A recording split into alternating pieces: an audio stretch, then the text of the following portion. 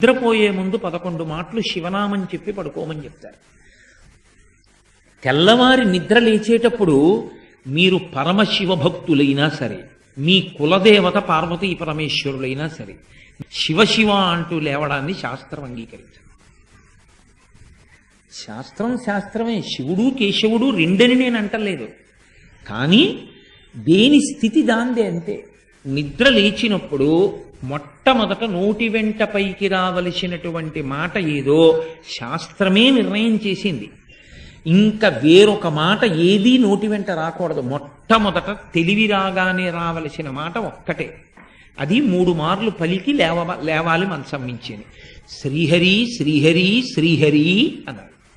3 మాటలు శ్రీహరి అన్న నామం చెప్పి మాత్రమే లేవవలసి ఉంటుంది. అంటే జాగృత ప్రారంభమైంది. నిద్ర లేచాడంటే రక్షణ చెయ్యవలసినటువంటి వాడు శ్రీ మహావిష్ణువే.